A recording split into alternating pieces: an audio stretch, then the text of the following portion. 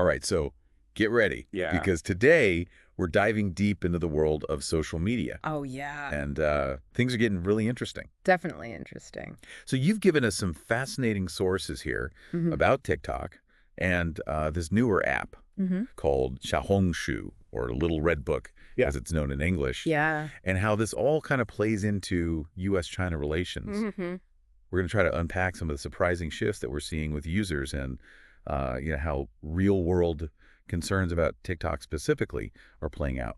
Yeah, it's not even just about the tech anymore. It's about how perceptions and anxieties and even just like cultural differences are shaping things online. Yeah, and we've got this YouTube video transcript that dives into some pretty serious accusations against TikTok right off the bat. Oh, wow. It talks about things like manipulating content to favor pro-China narratives, harvesting data from users, and even the potential for the app to be used for propaganda or misinformation. But honestly, what really caught my eye was this whole thing about American users migrating over to a Chinese app called Xiaohongshu, Oh, interesting. in case TikTok gets banned in the United States. It's fascinating how users are kind of preemptively finding alternatives, and it's interesting that they've landed on Xiaohongshu. Right. I mean, traditionally that app is known for like lifestyle content, fashion shopping, Totally. Not exactly the same vibe as like the politically charged stuff we see on TikTok. Yeah, and the video even includes like screenshots showing how the content on Xiaohongshu is changing Oh, wow. with all these new users coming over from TikTok. Interesting. But here's where things get really interesting. Okay. The video points out that Chinese officials are promoting a TikTok video Okay. on, wait for it, What a... Twitter. Oh, the irony. Right, Twitter is blocked in China. Yeah, that really highlights the complex way information flows online and how certain platforms are used strategically. It makes you wonder, are these users really making informed choices? Or are they being influenced in ways they don't even realize? Especially considering Xiaohongshu is heavily censored. Right. We're not just talking about, a few bad words here. The transcript cites bans for LGBTQ plus content. Wow. Low-cut tops, even mentioning Tiananmen Square. That's a whole other level. I know. Yeah, it seems to contradict those principles of free speech that a lot of users, especially in the U.S., really value. Yeah. It makes you wonder if these users are aware of the trade-offs they might be making. Yeah, one quote from the video really stuck with me. Okay. A user said, "It turns out when I go to a Chinese government-controlled app, I can't express myself." Wow, talk about a reality check. Right, and the video also mentions how the Chinese government and even some propagandists are actually celebrating this whole migration to Xiaohongshu. Interesting. There's a quote in there that says, "Congratulations to another Chinese company, proof China has won the tech wars." It almost seems like they're capitalizing on the anxieties about a potential TikTok ban. But at the same time, those anxieties aren't totally unfounded. Right. I mean, the YouTube video brings up some pretty serious concerns, even quoting a U.S. senator. Oh, wow. Who said that TikTok can spy on the microphone on users' devices, track keystrokes, and determine what the users are doing on other apps. It's a lot. It is a lot. And it's not just politicians, giving their opinions. The video also mentions a study from Rutgers University that found a significant difference in how TikTok's algorithm recommends content. Oh, that's interesting. Yeah, so apparently users in the study were engaging more with anti-CCP content. Oh, okay. But the algorithm kept pushing pro-CCP content their way.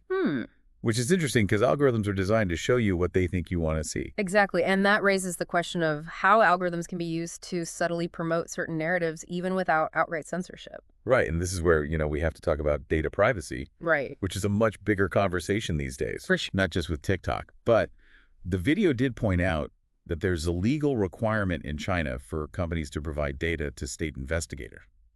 Okay, so that's a pretty stark contrast to how data privacy is generally viewed in the U.S. Right. It just highlights how important it is to understand the legal and cultural context surrounding these platforms. Definitely. And speaking of context, the video makes a really interesting comparison between how the U.S. and China approach education. Okay. It talks about how American schools typically encourage cultural appreciation. Right.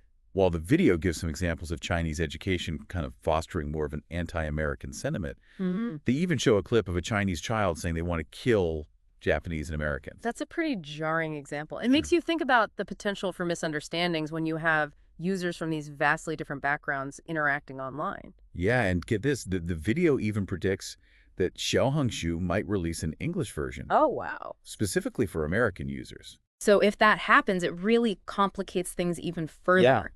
It could blur the lines between cultures and ideologies, making it harder for users to really understand what they're engaging with. It's a tangled web for sure. Definitely. It just makes you wonder, are we witnessing a fundamental shift in how users perceive freedom and control in this digital age? That's the big question, isn't it? And it's not one with a simple answer. Right. We need to look beyond the surface here and really grapple with the complexities. Well, we've got plenty more to grapple with. Oh, good. We've got Xiaohongshu's terms of service to dig into, which lay out some very specific rules about content. Yeah, I'm curious to see what they say. And the video touches on some polls about how Americans actually feel about TikTok and a potential ban. Oh, interesting. Yeah, this deep dive is just getting started. Let's keep going. We were just talking about those Xiaohongshu terms of service and how they lay out some pretty specific rules about what you can and can't post. Right. They even mention things like hurting national feelings and contravening the socialist system as no-nos. Wow. It's definitely a long way from the, community guidelines we're used to seeing on other platforms. Right. It really highlights how that platform operates within a totally different set of cultural and political norms. Right. It really shows how concepts like free speech can be interpreted so differently, depending on where you are in the world. And this YouTube video really digs into that difference. Okay. By contrasting how the U.S. and China approach freedom of expression more broadly. It even goes back to education. Interesting. Pointing out how American schools tend to encourage more global perspective and an appreciation of different cultures, while the video shows examples of how Chinese education can sometimes foster a more nationalistic, even anti-American viewpoint. Yeah. It's a stark contrast, for sure. Yeah. And it makes you wonder how that impacts interactions online. Right. When you have users from these two very different backgrounds. Especially when you consider that the app has a really heavy hand when it comes to censorship. Oh, yeah. The video gives some pretty eye-opening examples. Like what? Like getting banned for wearing a low-cut top. Seriously? Or even mentioning Tiananmen Square. Wow. So it seems like the opposite of what a lot of American users are looking for when they're supposedly trying to escape censorship on TikTok. It really raises the question of whether users are fully aware of the potential trade-offs they're making. Right. Are they seeking genuine connection and open dialogue, or is there an element of rebellion? Or even naivete at play?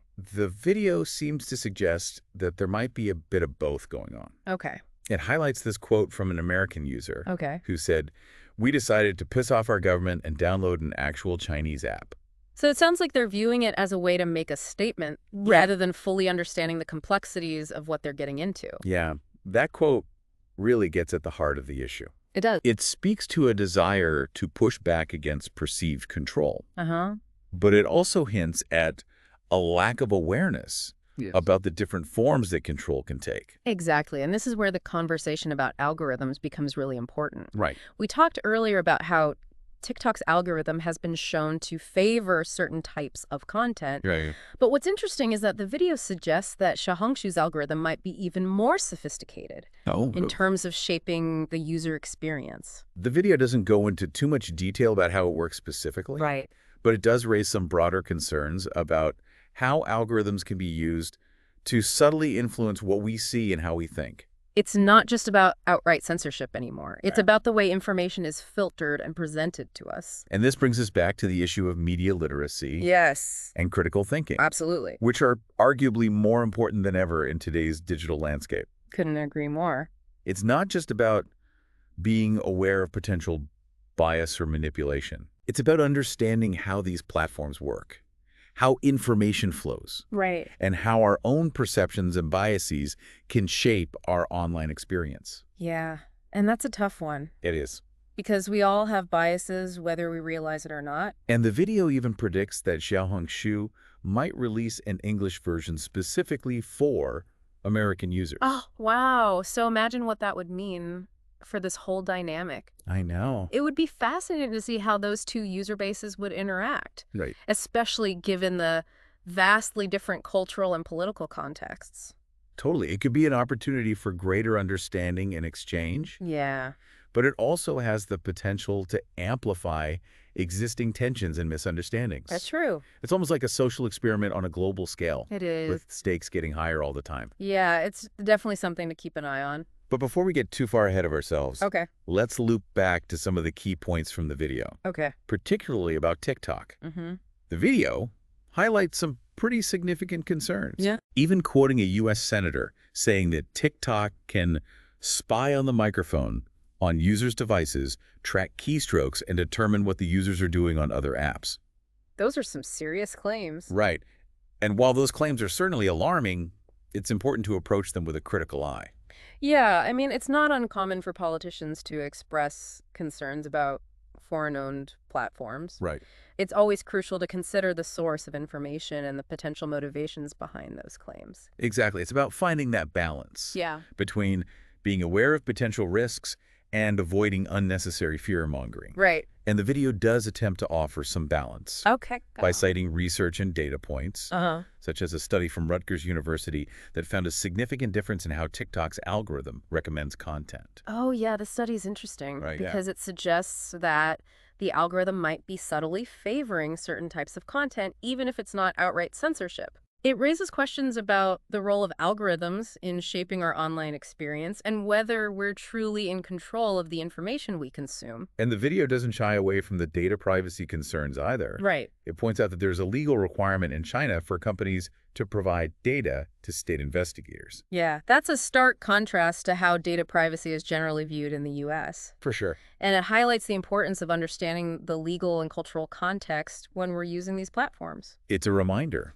that our online activity is never truly private, Right. and that the information we share can be subject to different laws and regulations depending on where the platform is based. Exactly. So it really comes down to user awareness Right. and making informed choices about the platforms we use. So as American users flock to this Chinese-owned app, Yeah. are they trading one set of concerns for another, perhaps even a bigger one? That's the question, isn't it?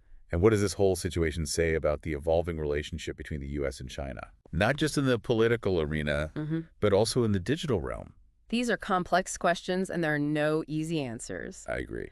But what's clear is that we're witnessing a significant shift in the digital landscape, one that's being driven by both individual choices and larger geopolitical forces.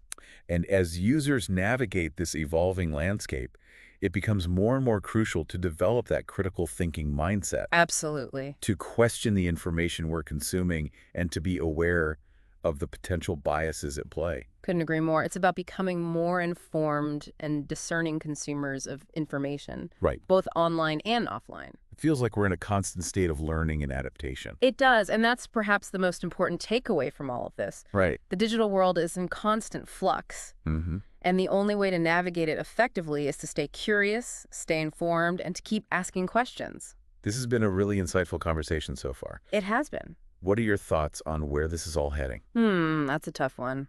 Do you see a future where the online world becomes increasingly fragmented, Yeah. with different platforms catering to different cultures and ideologies?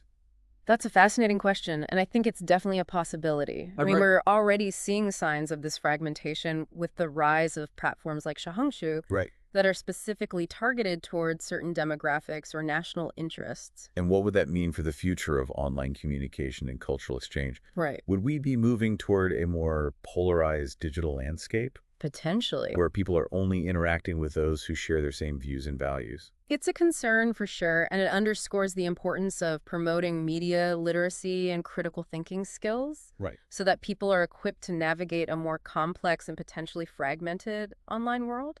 But maybe there's also a potential upside to this fragmentation. Okay, how so? Could it lead to the creation of more diverse and niche online communities, where people can connect with others who share their passions and interests, regardless of geographical boundaries? That's certainly a possibility, and it speaks to the power of the internet to connect people across borders and cultures. Right. The challenge is to find ways to foster those connections while also mitigating the risks of polarization and misinformation. It feels like we're standing at a crossroads, We are. with the potential for both exciting opportunities and significant challenges ahead. And how we navigate this crossroads will depend on the choices we make, both individually and collectively. This deep dive has given us a lot to think about. It has. What stands out to you as the most significant takeaway from the information we've explored so far? For me, it's the realization that the digital world is not a separate entity from the real world. Well, It's a reflection of our values, our anxieties, our conflicts, and our aspirations. And as the digital landscape continues to evolve, it's essential that we engage with it in a thoughtful, critical, and informed way. that's a powerful reminder, and it leads to another question that's been swirling in my mind throughout this whole conversation. Okay, what's that? If the internet is a reflection of ourselves, what does this whole situation with TikTok and Xiaohongshu say about us? That's a great question, and one that I think warrants further exploration. Right. Perhaps it speaks to our innate desire for connection, our longing for community, and our search for belonging in an increasingly complex and uncertain world. It also seems to speak to our anxieties about control, Yeah.